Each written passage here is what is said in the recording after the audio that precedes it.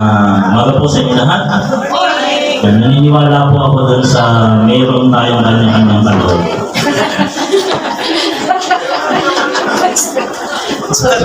Pagka kumain ka pa, makakalabisan na po eh. Kaya... Okay, so muli po tayo ay dadako sa pag-aaral ng kanyang mga mahalagang salita. Bago po po ito simulan, buksan niyo po muna ang inyong mga Biblia sa Book of 1 Samuel chapter 16 at basahin niyo po muna sa inyong mga Biblia bago po natin pag-aralan ito para masabayan niyo po ako sa ating pag-aaralan. 1 Samuel chapter 16. So, po natin at basahin niyo po sa inyong mga Biblia. Bibigyan po kayo ng mga 3 hours para magbasa. Buong chapter po ng 16 hanggang 23 verse lang naman po yan. Siguro kaya-kaya niyo po yan ng mga ano ba kabilis. Apo, makita na po ba? 1 Samuel chapter 16 1 to 23 po.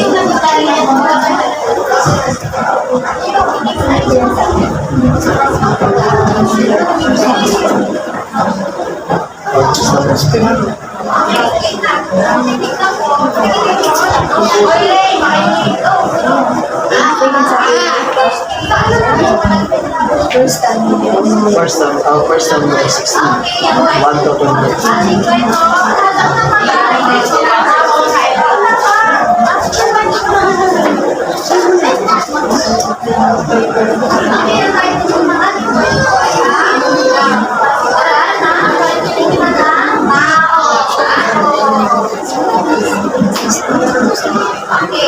Ito po ba sa oras? Okay, so ulihin ang ating Diyos. Ang lesson natin is about process. Yan. So, yan po ay kukunin muna natin sa Book of Ecclesiastes, chapter 8, verse 6. No? Sabi dyan, for there is a time and procedure for every purpose, although the misery of man is heavy on him. So, dito, makita natin po, lahat ng bagay na po ay mayroong tinatawag na panahon o procedure, no?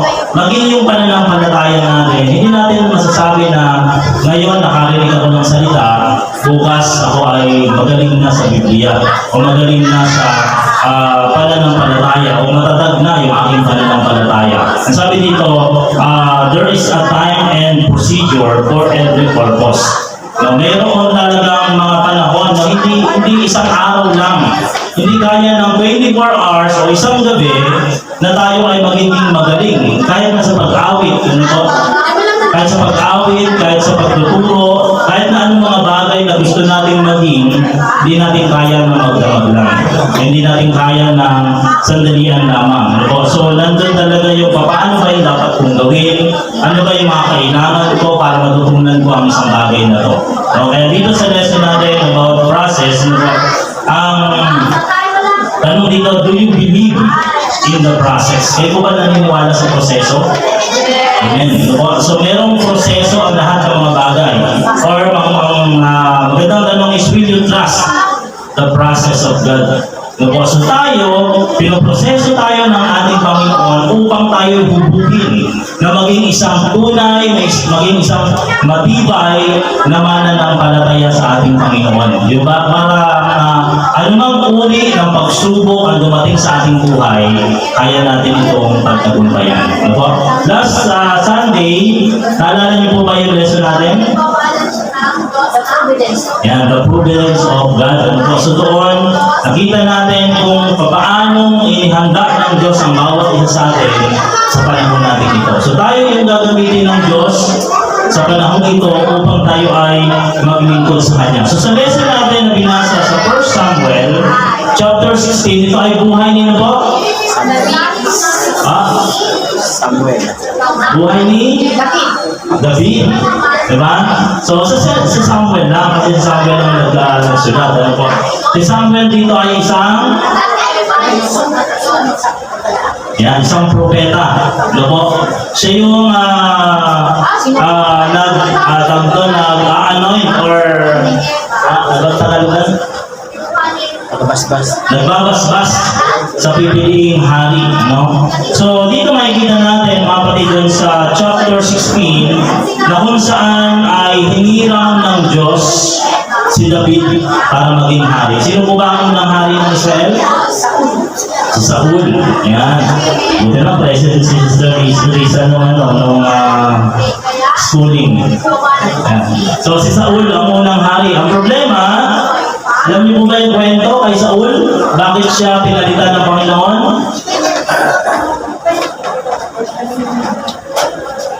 Ayan, assignment. Pinapatay ng mga Ba?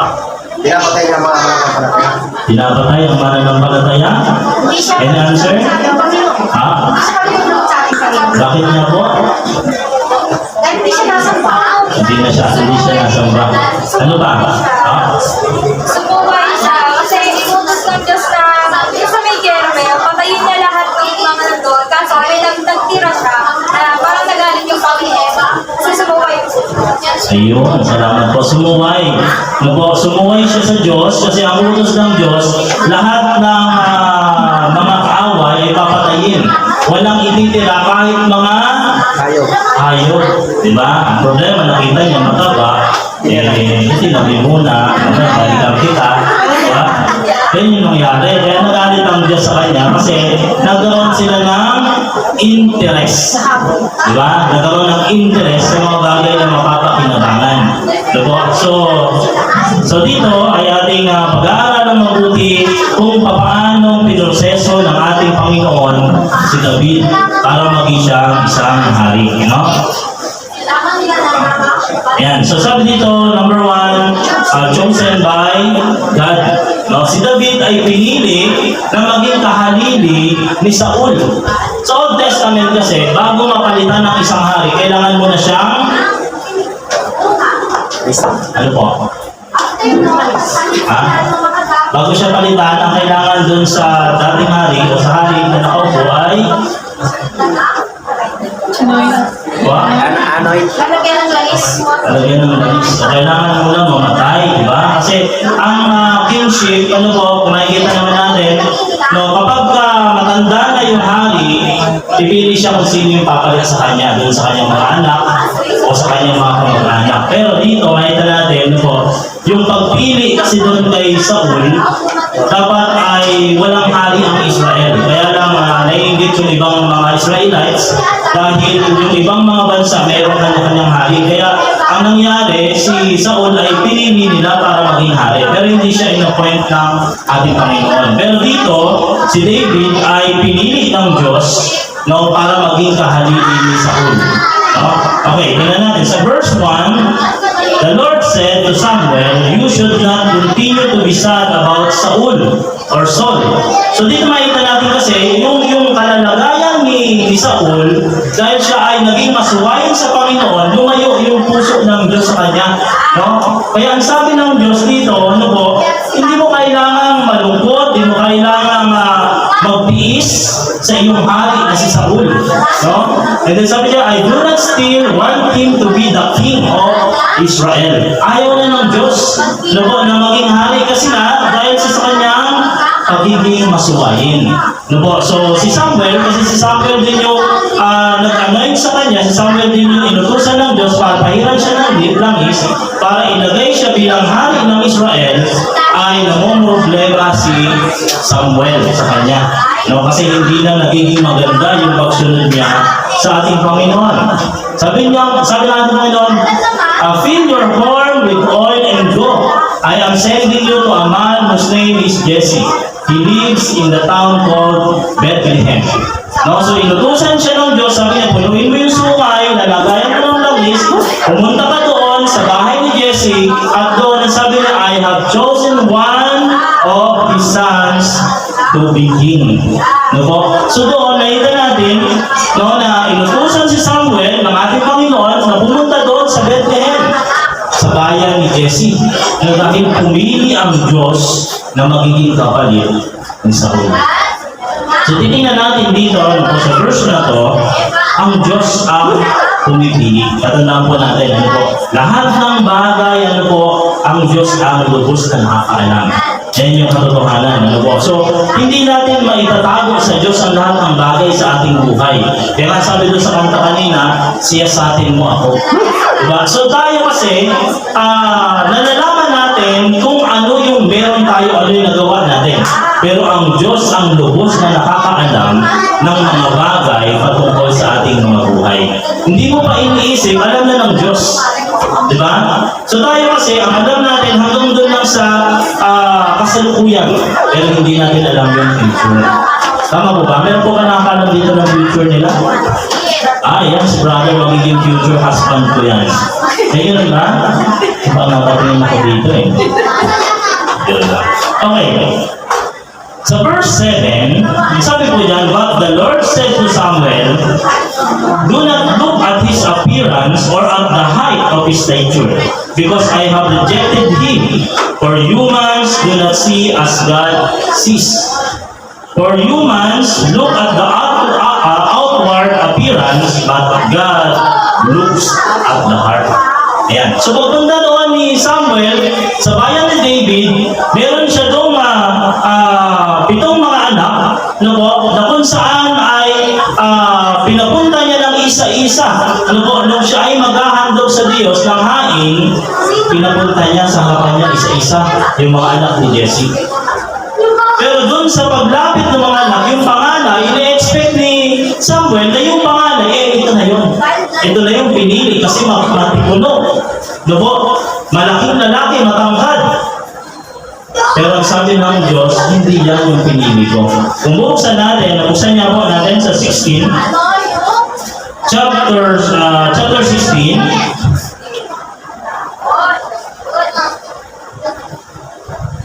sa verse 6, buksan niya po natin yung verse 6.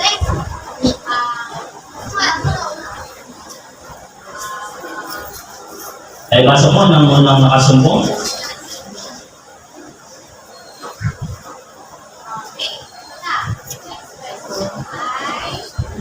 Nangyari nang sila'y dumating na siya'y tumingin kay Naya at nagsabi, tunay na ang pinahiran ng Panginoon, noon ay nasa kanaya.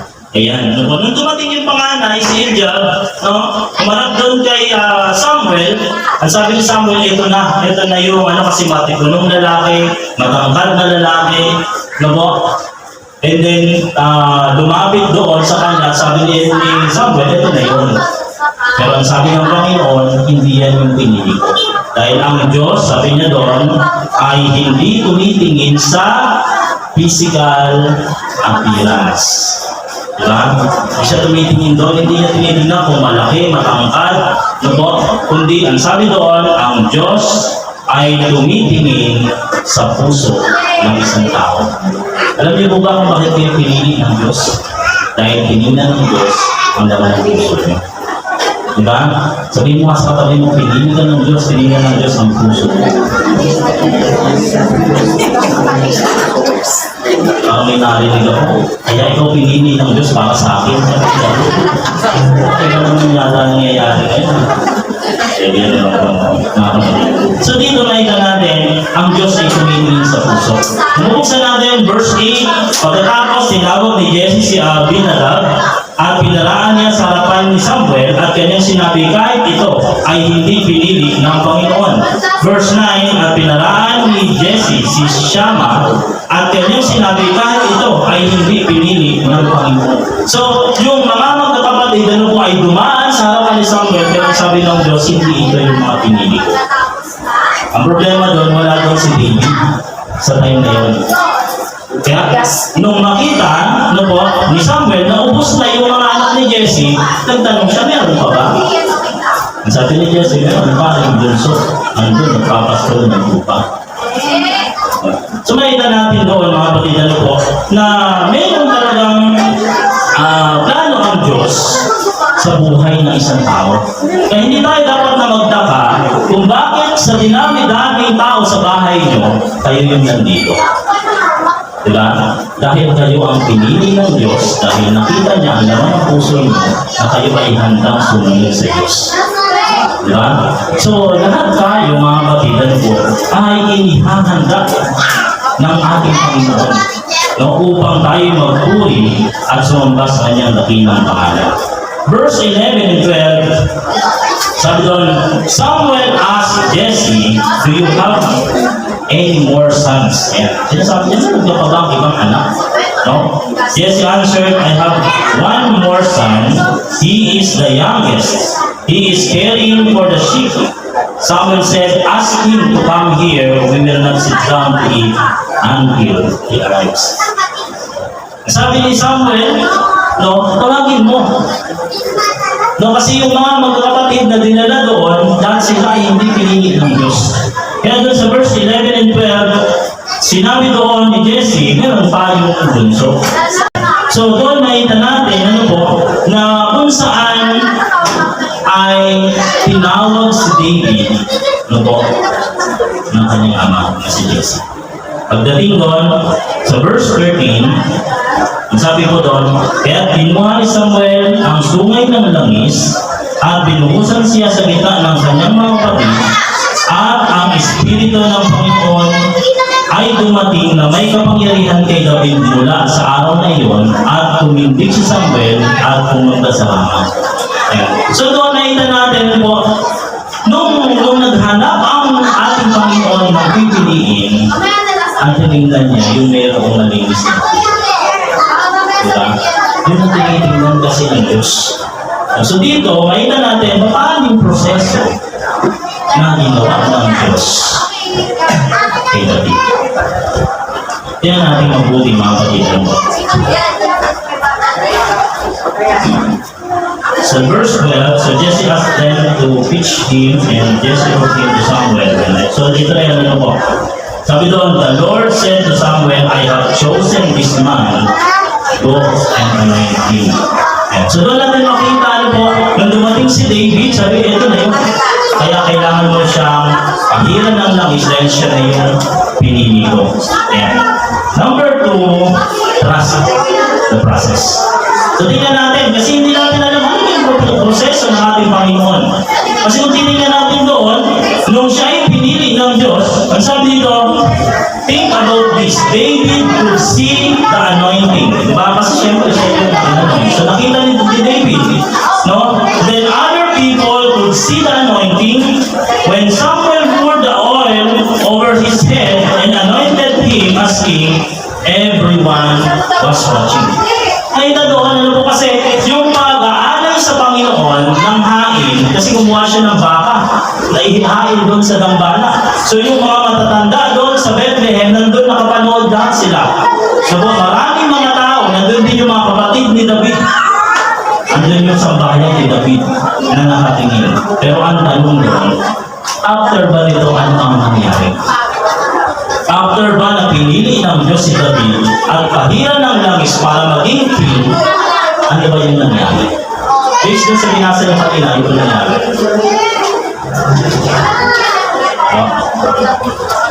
Ano po nangyari nung napahiran?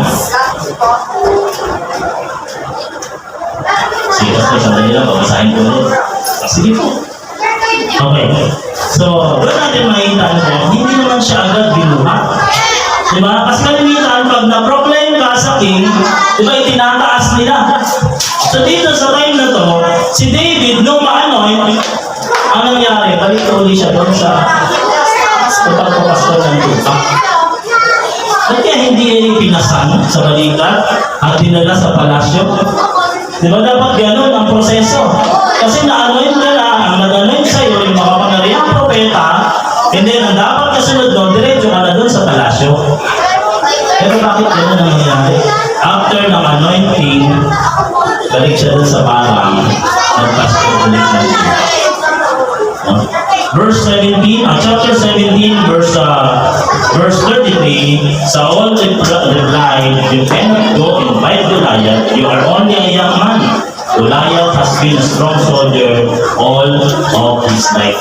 So titingnan natin dito, ano po, ang keyword dyan, dahil bata pa si David. Kung si David ay binuhat papunta doon sa palasyo ng hari, ano mangyari kay David? Palagay niyo po. Ikaw na walang kaalam-alam sa palasyo, gagawin kang king sa palas, ano mangyayari sa Israel? Nakuha niyo po ang point? Di ba? So, doon natin titingnan, no, bata pa si David, no po? Ang sinasabi dito, yung time na bumarap siya doon kay Goliath, sabi doon, bata pa. Diba? Ibig sabihin, wala pa siyang kakayanan para subuin ng Diyos doon sa isang malaking tawag dito, hamon. Tama po. Diba? Hindi ka pa pwede, hindi ka pa handa. So tayo minsan sa buhay natin, hindi tayo kailangan sabihin natin, ay, naging Christian ako ngayon. Then after nito, iisipin mo sarili mo, matintay lang. Marami akong nakilala after baptism. Nawawala sila after. Marami po. Kasi hindi sumusunod sa proseso ng Diyos. Ang church, meron din tinatawag na proseso. Pag ikaw ay lumapit sa church, aaralan ka ng salita ng Diyos. Diba? Aaralan ka. Pagtsatsagaan ka ng mga elders, ng pastor, no po, para ikaw ay hubugin para maging matatag ka bilang isang lingkod ng Diyos. Pero kung ayaw mo lang magpaturo, yun minsan yung nangyayari, ayaw mo lang magpaturo, marunong na ako, magaling na ako. So nangyayari, after a month, nadi-discourage. And then, nangyayari, lumalay. Eh nakakita kasi ako, si sister kasi, akala mo, hindi ko expected na si sister ay gano'n. So nangyayari, aalis ng church. Lipat na naman yung ibang kailangan. So yun yung mga nagiging problema. So dito, ang kailangan natin, sabi doon, trust the process. Ako. Paniwalaan natin, mayroong proseso ang Diyos sa buhay natin. Hindi tayo isang beses lang o ngayon pala, yung sabihin natin, matibay na ako, hindi na ako mapupunta sa impyerno. Diba? Kasi hindi yan gusto ng Diyos. So, kailangan natin aralin mabuti ano yung kailangan kong gawin, ano yung nais ng Diyos na ipagawa para sa akin. Kasi yung kay David, hindi isang madaling bagay ang kanya gagawin. Diba? Hindi isang madaling bagay kasi siya ay magiging ano ba? Magiging hari. Diba? Magiging siyang king. So sa pagiging hari, kailangan ay meron kang taglay na karanasan upang mapamahalaan mo ang isang malaking bansa. Diba? Okay, next one. Either a preparation is needed. Kailangan ba pala yan? Kailangan ba yung preparation? Kailangan ba yung maghanda pa ako? So, preparation is needed. Verse 18, one of his attendants replied, I have seen a son of Jesse in Bethlehem who knows how to play the lyre. He is a brave warrior and is articulate and handsome, for the Lord is with him. Wapo pala pinipili ng Diyos, hindi matangkat. So dito makita natin, ano po, noon sa time, no, hindi natin alam kung gano'n kahaba yung time na to, na proseso ng Diyos. Nung siya nung siya ipahira ng langis, pagkatapos ng dumiretso sa uli sa parang, no, ilang panahon ang lumipas bago nangyari itong bagay na ito. Kasi ang situation dito, mga kapatid, nung ang lingkod ng Diyos na si David ay pahira ng langis, yung Espiritu ng Diyos ay umalis na kay Saul. At pinalitan ito ng masamang espiritu na pumasok kay Saul upang siya ay babagay. So sa tuwing siya po ay binabagabag ng masamang espiritu, ang nais ng kanyang mga lingkod, maghanap ka ng isang manunugtog na siyang aaliw sa iyo upang kapag tinutugtog, no, siya ay gagaling at mabuti ang pakiramdam. Kaya sabi ng isang katiwala ang Saul, no? Narinig ko yung anak ni Jesse, magaling daw tumugtog. Kaya sabi ni Saul, ipatawag mo si David. So doon nagsimula na si David ay nakarating sa kanya. Tingnan natin kung gaano kabuti ang Diyos. Tingnan natin kung gaano kagaling ng Diyos na ihanda yung bawat proseso sa buhay ng isang tao. Diba?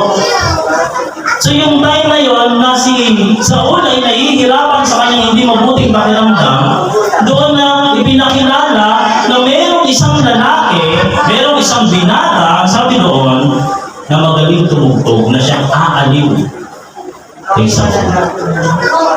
Ito po natin ang pag-ibig po. Noong time na yun, ipinasundog si David at tinugtugan niya si Saul.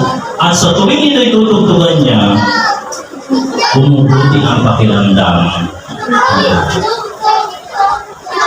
So, pinag-aralan natin yung 1 Samuel hanggang 2 Samuel. Nakita natin anong puso meron si David.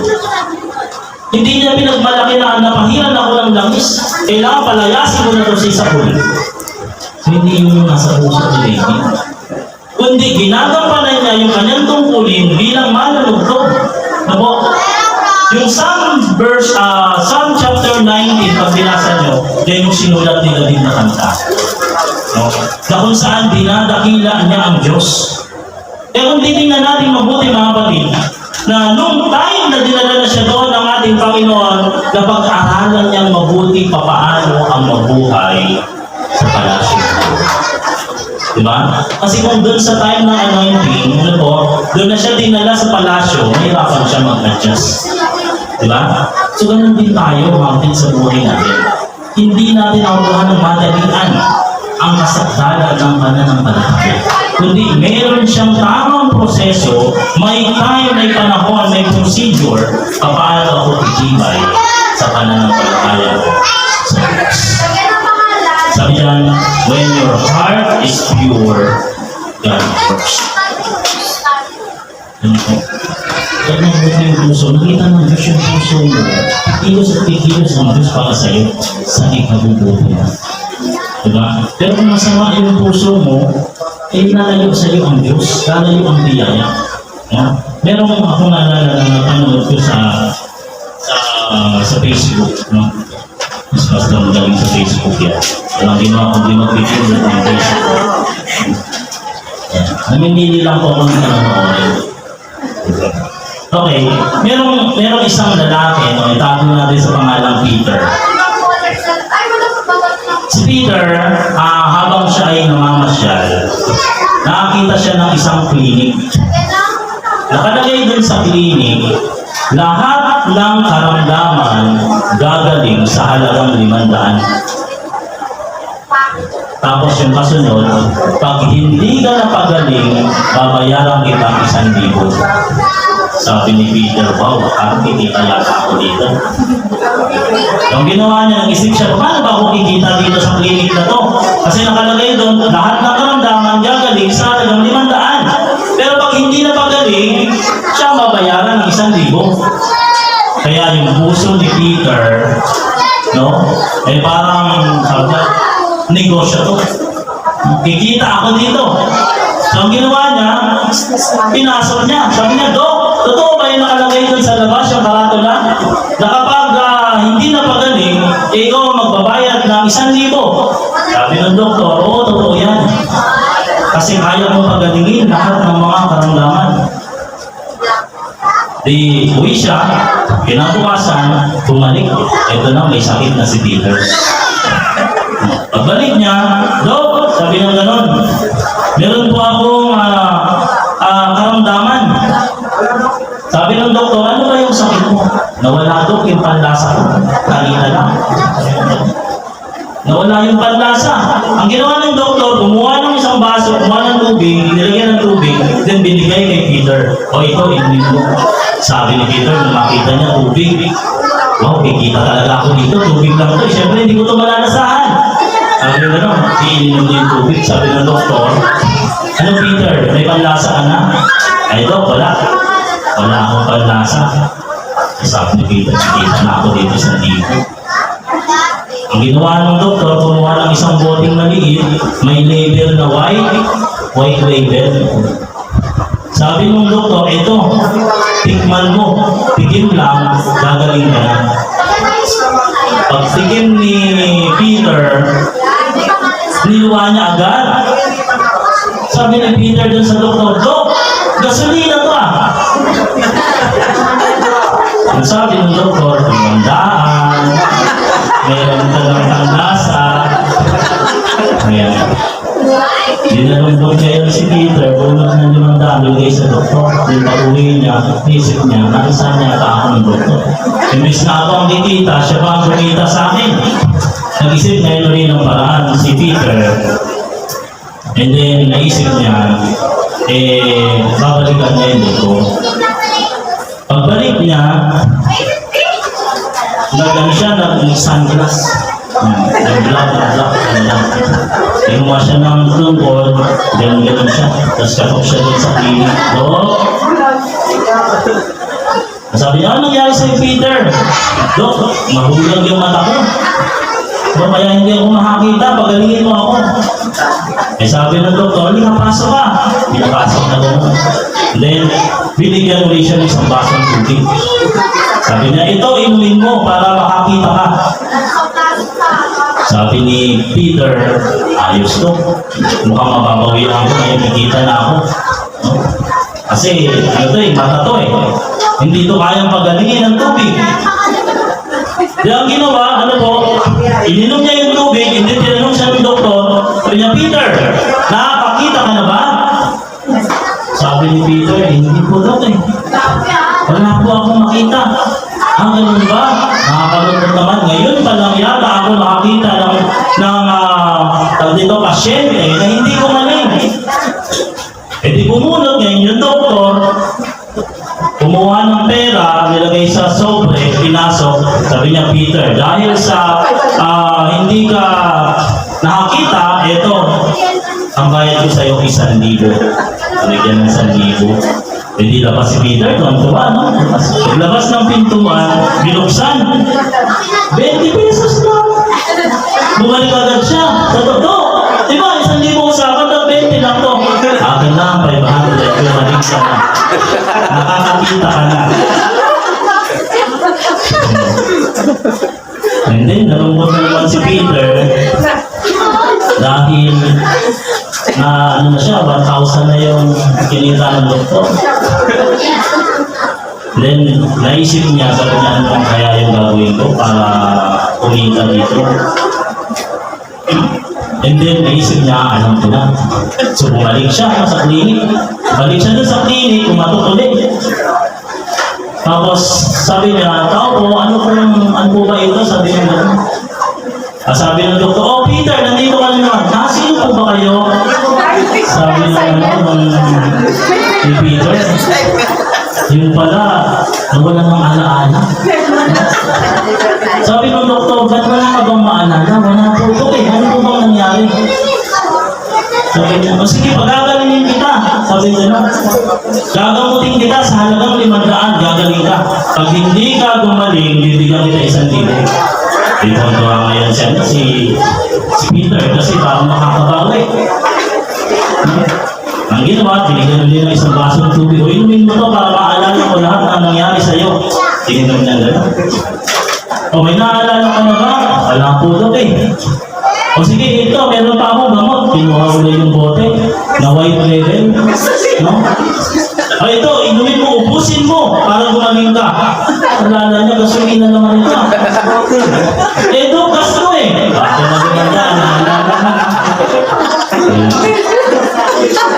Kapag hindi maganda yung laman ng puso, hindi ka pagpapalaki ng Diyos. Diba? So, yun ay illustration lang mga. Di ba kamalimutan yun ang topic natin? Letter B, determination is needed. Habol ko lang yung oras, makagawa pa sana yung mamaya ang stress. Chapter 17, verse 3, David said to Saul, I am your servant. Do not think that Goliath will bring trouble to Israel. I will go and I will fight him. Yeah. So meron siyang determinasyon, meron siyang tiwala sa sarili, meron siyang tiwala sa Diyos, makaya niyang labanan si Goliath. Siguro familiar naman kayo sa David at Goliath, di ba? No? So, kailangan pala sa buhay natin, yung tiwala natin doon sa proseso ng Diyos, meron kang lakas ng loob dahil nagtitiwala ka sa Diyos. Diba? Verse 37, David continued, "The Lord who delivered me from the power of the lion and the power of the bear will also deliver me from the power of this Palestine." So told David, "Go and may the Lord be with you." So andun yung kanyang tiwala, andun yung kanyang determinasyon na kaya niyang gapitin si Goliath. No? Kasi naniniwala siya sa Diyos. Diba?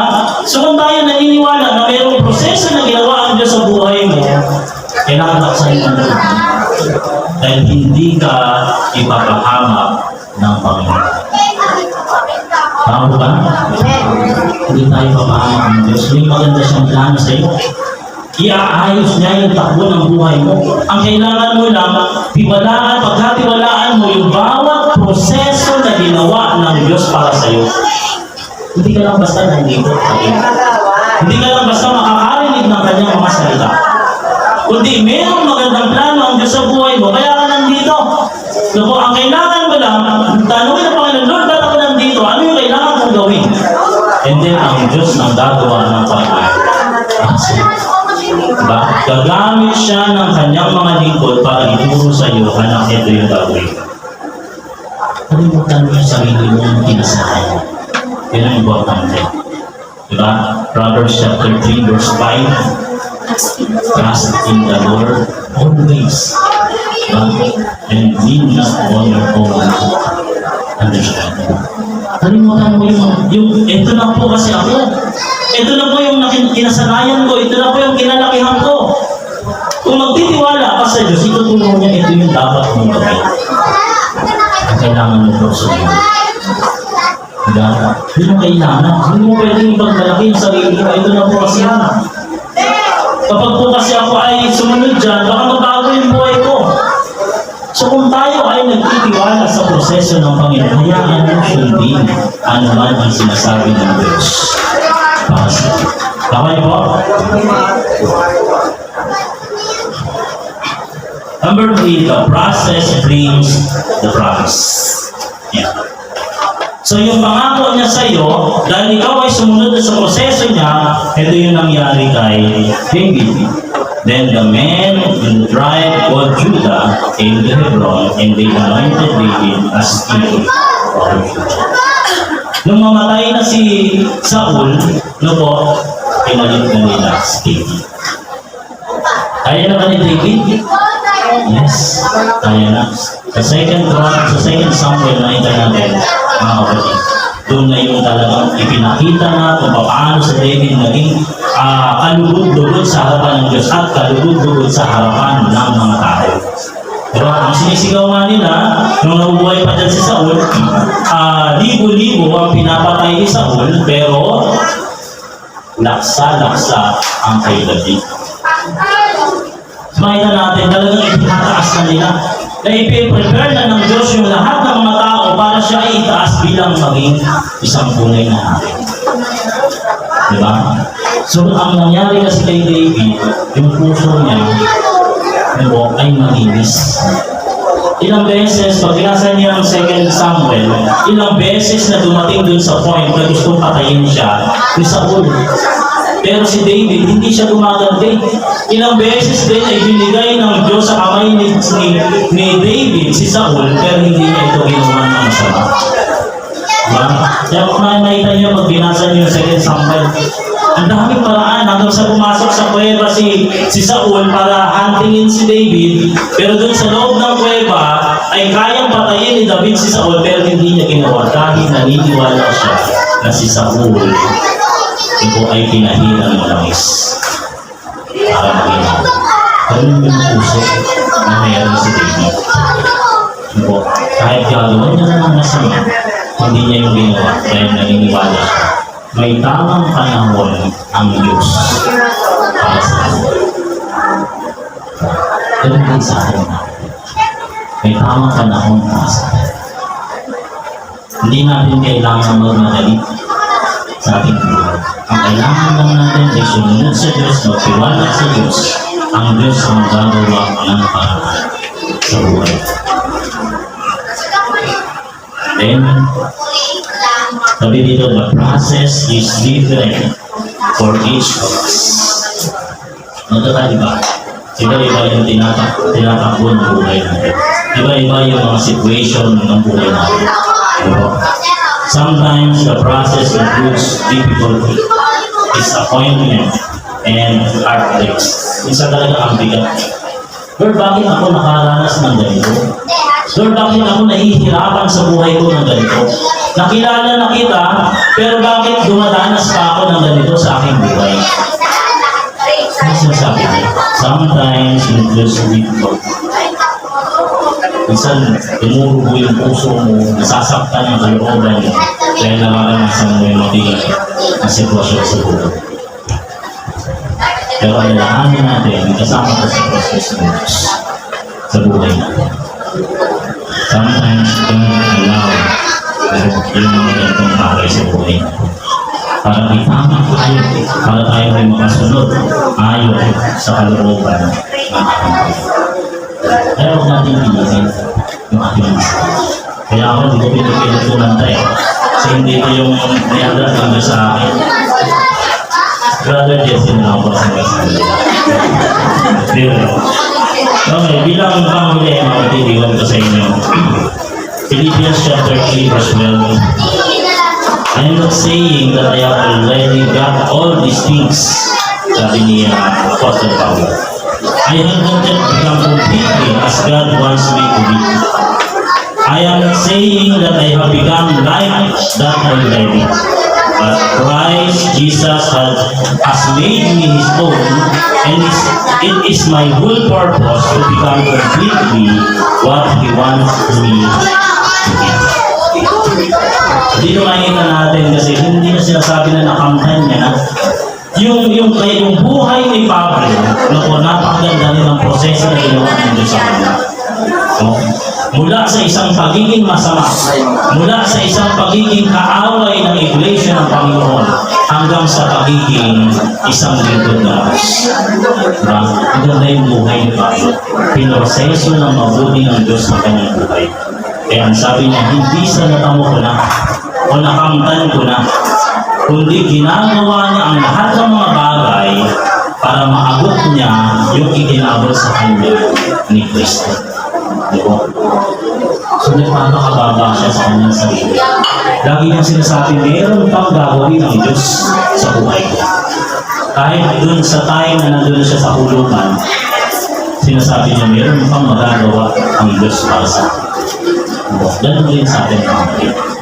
Habang ikaw ay nabubuhay, laging naisipin, may gagawin pa ang Diyos sa buhay. Diba mga kapatid, itong lesson natin itong process. Sayaan natin ay proseso ng Diyos ang mabuhay natin. Dahil ang nais ng Diyos mula dito sa mundo ito, papunta doon sa langit ng Panginoon. Yun ang gusto ng Panginoon. Bawat isa sa atin ay makasama niya sa langit. Tayo nakatayo mo na tayo ay mo.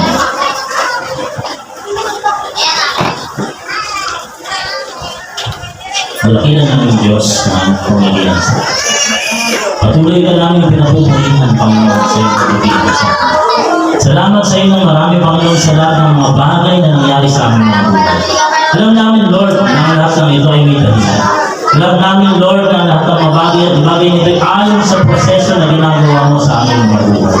Kaya kami lubos na nagpapasalamat sa iyo, Lord, sapagkat pinaplano mo kami upang ang aming mga maging kahilatnan ay makasama mo kami dyan sa iyong langit na bayan. Lord, tulungan mo ang bawat sa amin na kami makasunod ayon sa mga dalilin mo.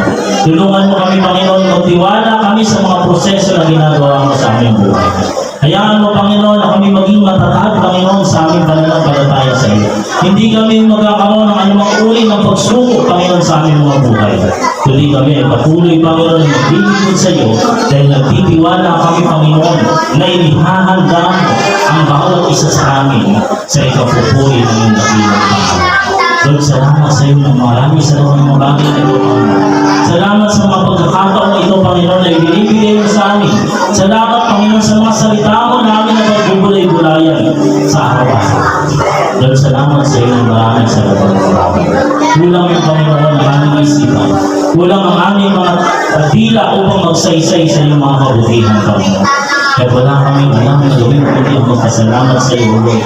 Sabagat ikaw ang pinakamakapangyarihan siya. Ikaw ang naghahanda sa bawat isa sa amin, Panginoon. Salamat po sa iyo, aming Panginoon. Lord, tulungan mo kami, Panginoon, na kami hindi mahiwalay sa iyo. Kundi bagus, Panginoon, kami maging matatag, maging matibay sa aking sariling buwan sa iyo. Alam namin, Lord, na hindi aksidente na narito kami ngayon. Alam namin, Panginoon, na hindi namin kagustuhan lamang kami narito ngayon. Kundi ito'y kasama sa proseso mo, kasama sa mga plano mo sa aming mga buhay upang kami makasama mo. Lord, salamat.